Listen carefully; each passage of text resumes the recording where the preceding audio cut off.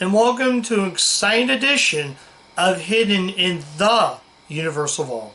I'm Ryan, your host, and for tonight's review, we're taking a look at the sequel to a movie I covered on the channel a couple months ago.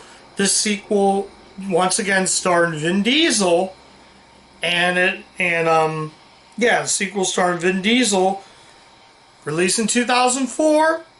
The Chronicles of Riddick. Now, The Chronicles of Riddick is the sequel to Pitch Black, a movie I covered on the channel. And, sorry about that, guys. And it's a movie I covered on the channel. And I really liked Pitch Black. I thought it was an inventive, thrilling, science fiction, action-adventure film. So what did I think of this sequel, market return of Vin Diesel? And he also returns alongside with Keith David in this. So this was, I would probably say mediocre, but that's what I best qualify this movie as, a mediocre sequel. But there are some fun things. The movie also stellars a really good cast. So in addition to Vin Diesel and Keith David returning, we get Carl Urban, Colm Forey, Linus Roach, Ulrich von Wellen, Ulrich von. I'm just gonna say Ulrich von, Alexia Davidian. I'm probably pronouncing that name wrong. Nick Chinalong, and it also says Dame Judi Dench. So Chronicles of Riddick, like I said, let's talk about the film. So Chronicles of Riddick centers around, once again, Vin Diesel playing Richard B. Riddick. This time him and his crew, it starts out with him in the Himalayas, and basically he meets up with this guy, he played by Nick Changeland. So, yeah. The actual start of the film focused on the Necronomicons, and a Necronomicons, something like that. They're these like army. They're like an army. I'll show you the cover right here. They're like these guys right here. I don't know if you can see it in the video, but basically they're sort of like the group. They're like sort of like army. The army guys, something like that. I don't know. So basically now Riddick is in the Himalayas, like I said, getting chased by this guy. So he's going to this planet, and he goes to this planet and meets up with the guy. So he has long hair and a beard. Then they take him to this place. He shaves off the beard and long hair, and he's go back to being, well, bald. So that's really what that is. So now him and the crew, they decide they're going to head up to a place called Butcher Bay.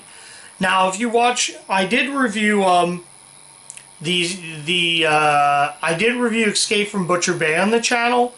So I did sort of first impressions. So if you want to check out that video, you can check out that video if you want to know more about what Butcher Bay is. So that game was actually tied into this movie right here. So basically now they're in this like they're in Butcher Bay, and him and the crew they're becoming prisoners. So now we get like Judi Dench, who becomes Riddick's mentor, I think. Then we get the leader of that group of the Necronomicons, played by Tandy Newton. And she's like the leader of this group of creatures called, not creatures, they're the army of Necronomicons. So he has to try to fight his way through, and they go from then they leave Butcher Bay, and they're going to go after the Necronomicons.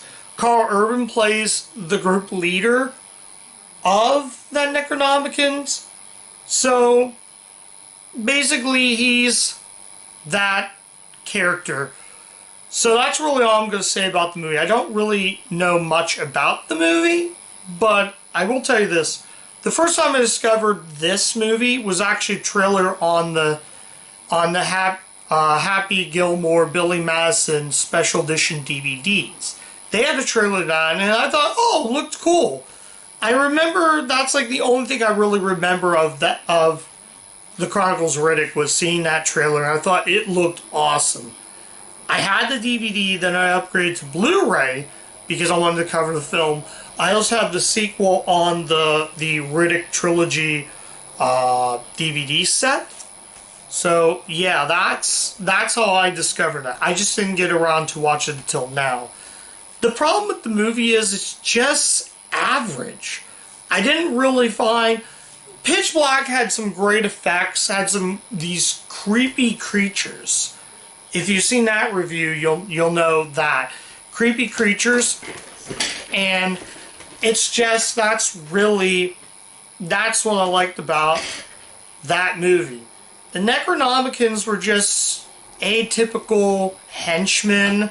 So Riddick goes, and like I said, the ending just sort of ends, and honestly, that kind of ties in. I got 2 more Riddick movies.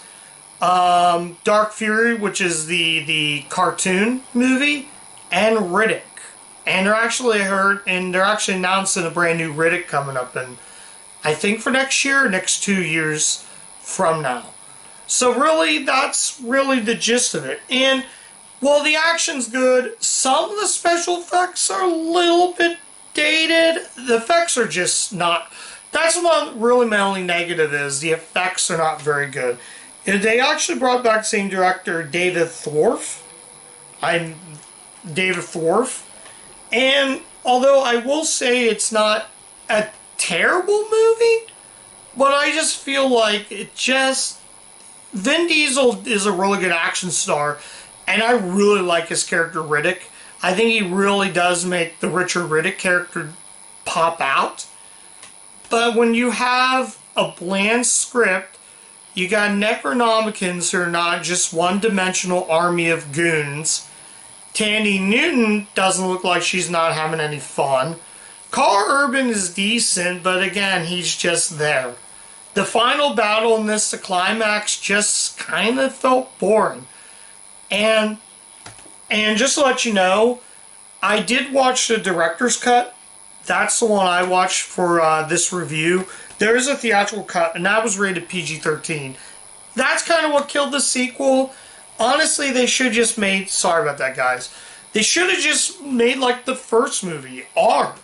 Keep it at an R rating, because that's what made Pitch Black strong. And honestly, and here's the thing. Had Rashada Mitchell's character... I'm just going to call it spoiler right now. She got killed and taken from the creatures. I think I said that in my review, Pitch Black. So, yeah, if she didn't get killed, I think... Because Pitch Black was strong because of Rashada Mitchell. I thought Rashada Mitchell was, like, literally the best thing in Pitch Black. I thought she was a strong supporting character. But honestly, I just feel like I kind of got bored. I don't know. Something about this didn't click with me. Like I said, it's not a terrible movie. It's definitely not... I'm going to tell you right now, it's definitely not a 2 out of 5. We'll get to what I'm going to rate it soon. So, I don't really have anything much to say about this movie.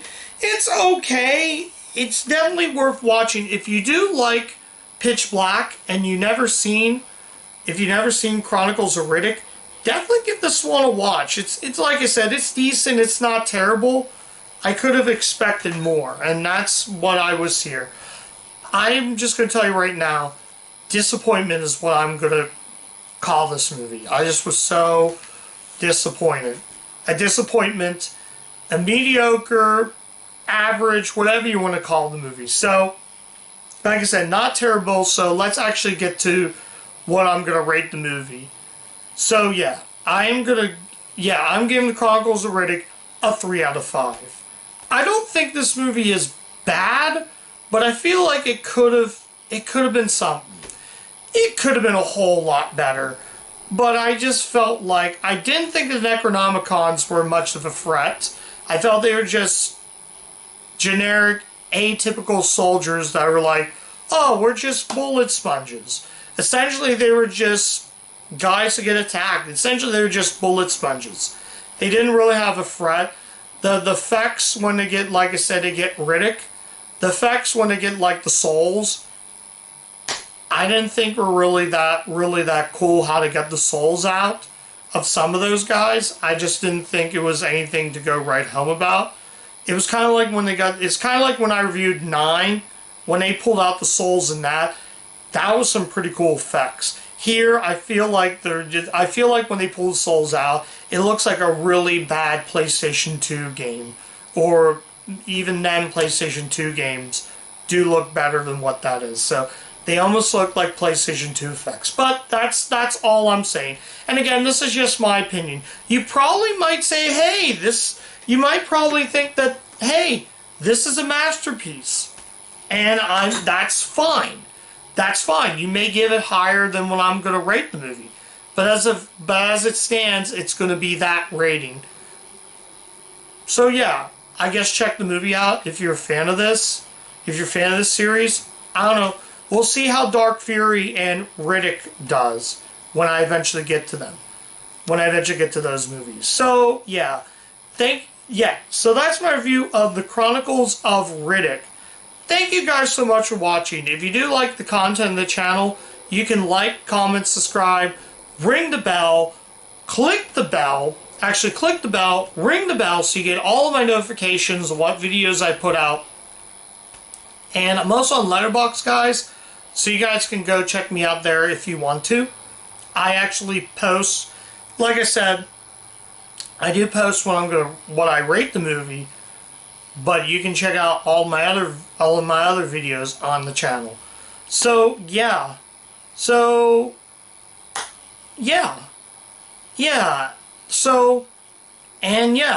And as always, keep watching those Universal movies, and I'll catch you guys next time.